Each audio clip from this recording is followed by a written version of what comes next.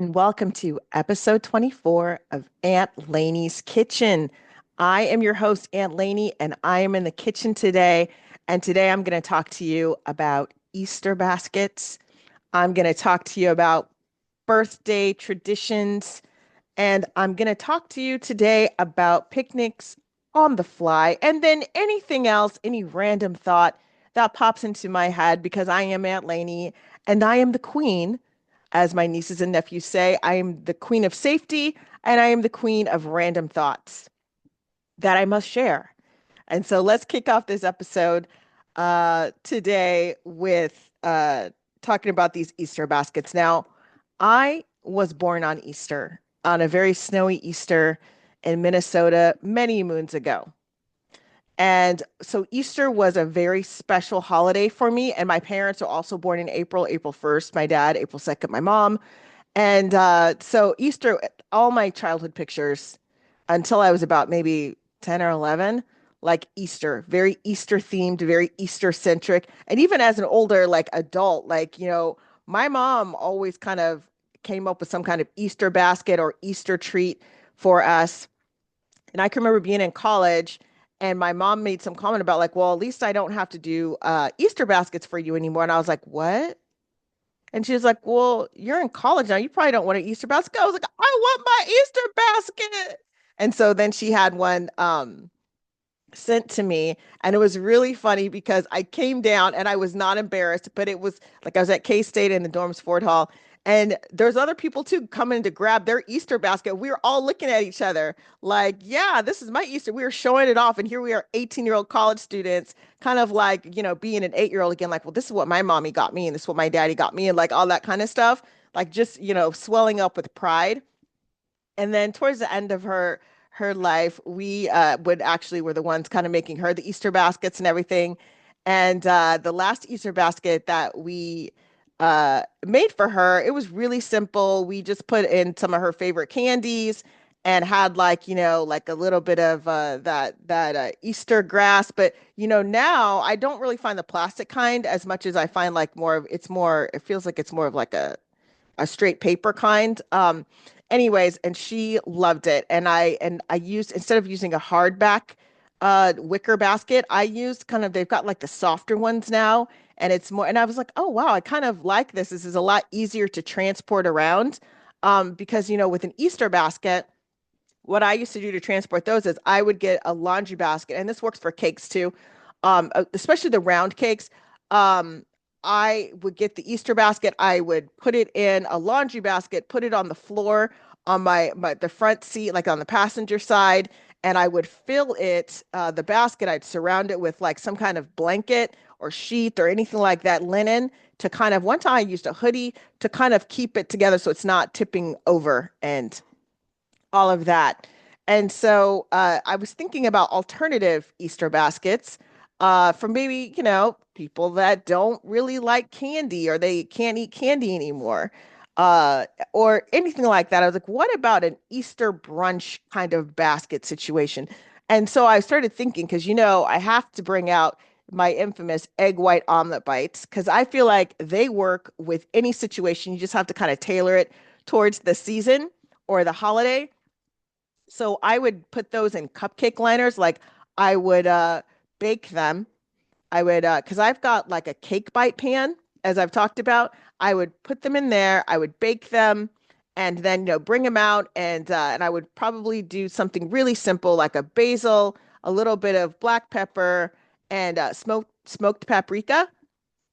I'd probably do that or chives, something like that. Or again, because I know there are people out there that don't like mushrooms because I love mushrooms, but I know that, depending on who's at the party and who these are for, mushrooms might not necessarily be a go-to. And then I would throw a little bit of, melted cheese. And my issues with melted cheese when I'm baking, I try to not bake with the melted cheese because sometimes it can get kind of hard on the egg whites and dry them. Like I feel like it just tastes like, for myself, I feel like it doesn't add to the experience.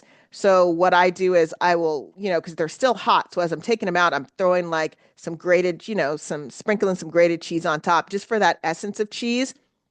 Now, if you did not have cheese in your house for whatever reason, or you have to use it for something else because cheese is a very popular commodity.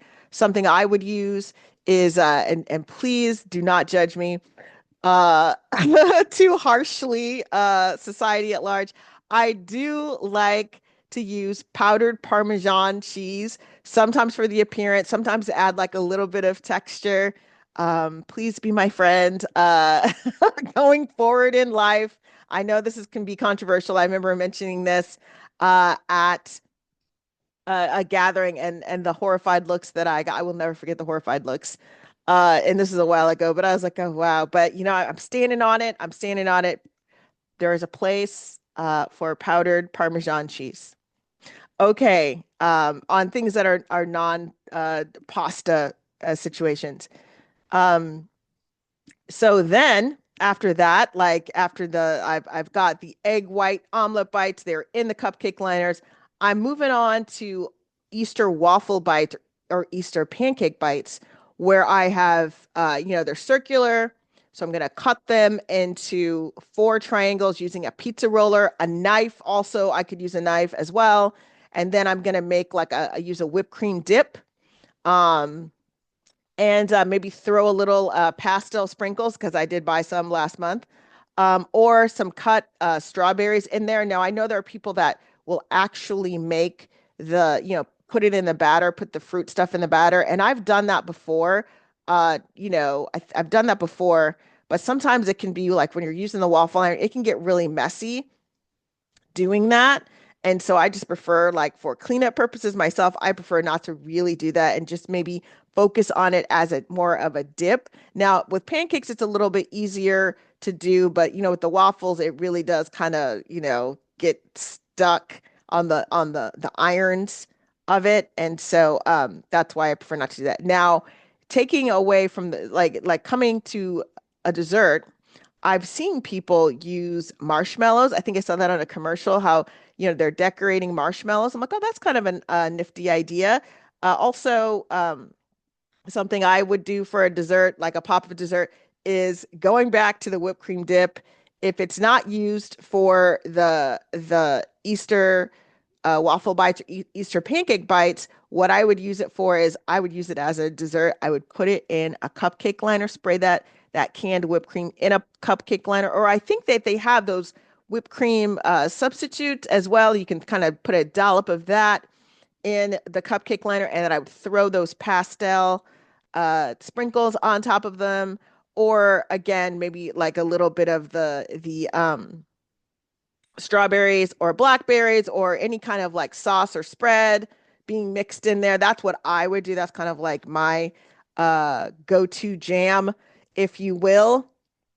And because I just think that something else that I like to do are those Easter egg hunts.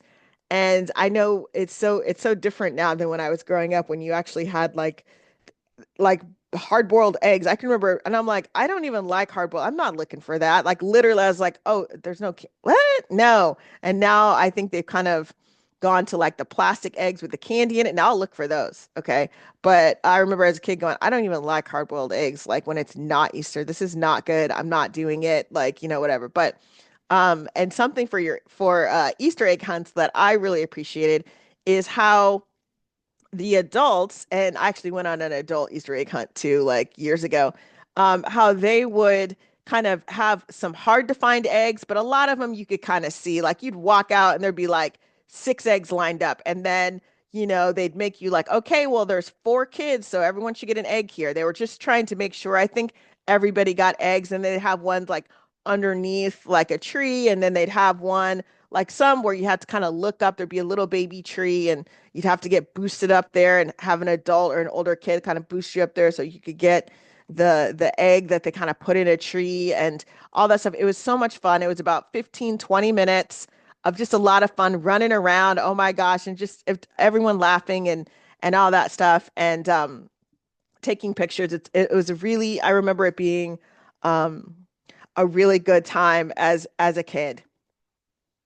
Okay, now one more thing about Easter for me is, and again, this is more of a food show, but I have to talk about some of the Easter fashion that if you are a certain age, you all, no matter where you came from, everyone had that Easter hat. If you're a person of a certain age, that Easter hat that had like it had like the rubber band, and you put it underneath your chin, and you'd have to take pictures and walk around in church or to outings wearing it. And sometimes it's hot on Easter, sometimes it's cold on Easter, but you'd have like that neckline, that little indentation from the elastic of that hat that you were wearing, or you'd have like the lacy dress, and sometimes it was like it'd be a lacy short sleeve dress with like an Easter shawl or like an Easter jacket and your patent leather shoes with the white with like the white tights,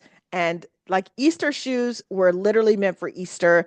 And I remember having Easter shoes and I couldn't wear them any other time of the year except for Easter. Like it was like Easter and then maybe a couple of special occasions, but those shoes quickly came off. I can remember my mom having us walk out to the car in tennis shoes, and then we would change our shoes, once we like before we went into the venue, we change into our dress shoes, and then as soon as we got in the car, we change out of the dress shoes and change back into like tennis shoes or street shoes or whatever. And then that's kind of like, that's what we did to kind of preserve our shoes. Because as kids, you'll play flag football in your church shoes and not think about it. What a day. What a day to talk about Easter baskets and the like. And so next up, we will be talking about birthday traditions.